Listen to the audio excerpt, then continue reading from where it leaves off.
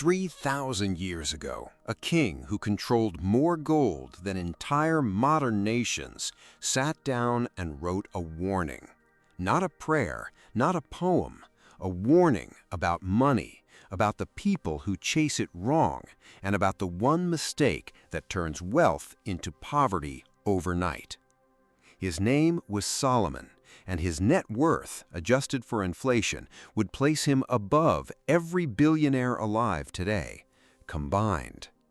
He wrote 7 specific rules about wealth, not theories, not philosophy, operating instructions, the kind you write when you've already built an empire and you want it to survive after you're gone. Most people have access to these rules right now. Almost nobody follows them. What you're about to hear isn't a history lesson, it's a financial diagnostic. 7 principles that will show you exactly where your financial strategy is broken and what the richest king in recorded history would tell you to do about it. But before we get to the first rule, you need to understand something about the man who wrote them. Solomon wasn't a philosopher sitting in a cave. He was a builder, a negotiator, and a strategist who turned a small Middle Eastern kingdom into the wealthiest empire of the ancient world.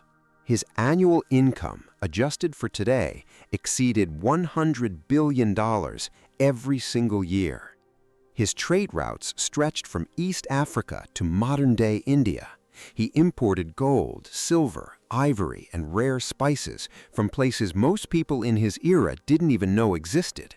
This wasn't inherited luck. This was a system, and at some point during his reign, Solomon sat down and documented that system, not for himself, but as a set of operating instructions for the generations that would come after him.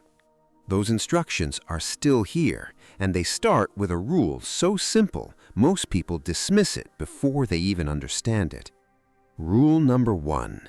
Solomon wrote this in Proverbs 10. A lazy hand makes a man poor, but the hand of the diligent brings wealth. Now, on the surface, that sounds obvious. Work hard, get paid. Everyone knows that. But when you decode what Solomon actually meant, it changes everything. Because he wasn't talking about effort, he was talking about consistency. The word he used, diligent, doesn't mean someone who works long hours. It means someone who shows up with intention every single day, whether they feel like it or not. Think about it this way. You probably know someone who works 70 hours a week and still can't save $1.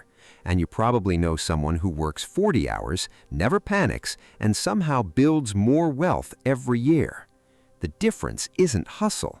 The difference is discipline applied over time. Solomon understood that 3 millennia before any productivity guru put it on a podcast. Wealth isn't built in bursts, it's built in habits. And that leads directly to rule number 2, which is the one that sounds the most modern, even though it was written before banks existed. Solomon wrote this in Ecclesiastes 11. Divide your investments among many ventures, for you do not know what disaster may come upon the land.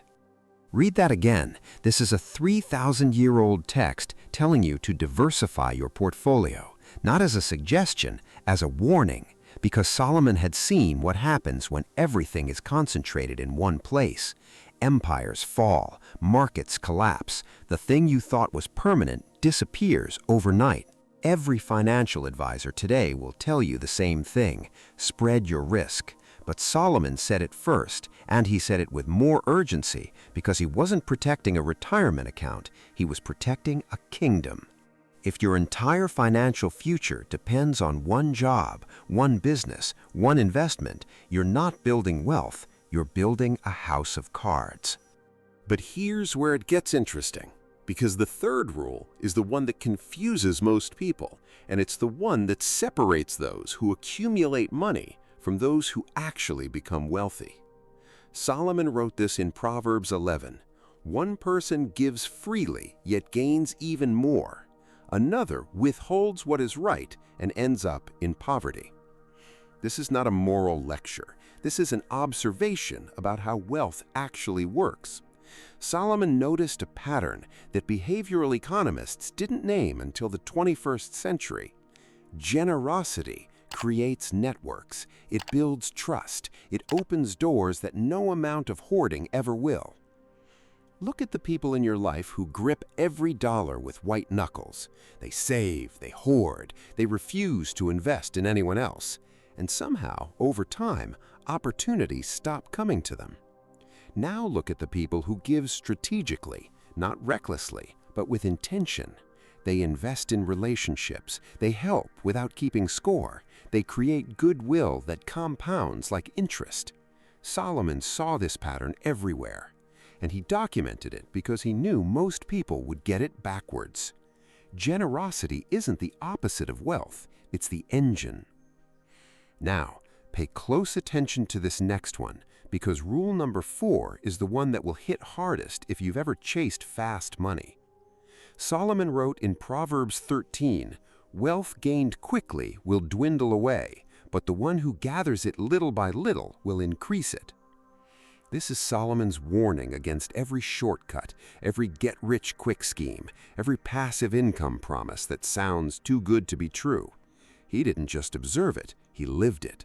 He watched kingdoms rise on sudden windfalls and collapse within a generation because there was no system underneath the money. The person who builds a business slowly, reinvests profits, and compounds over 10 years will always outperform the person who hits it big once and spends the next decade trying to replicate that moment. Lottery winners go broke.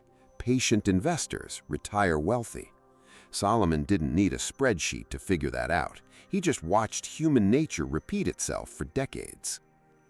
But the most important lesson is still ahead, and it's going to change how you see everything we've talked about so far. Rule number 5, and this one is a warning. Solomon wrote in Proverbs 22, "The borrower is slave to the lender." No metaphor, no nuance. Slave. That's the word he chose.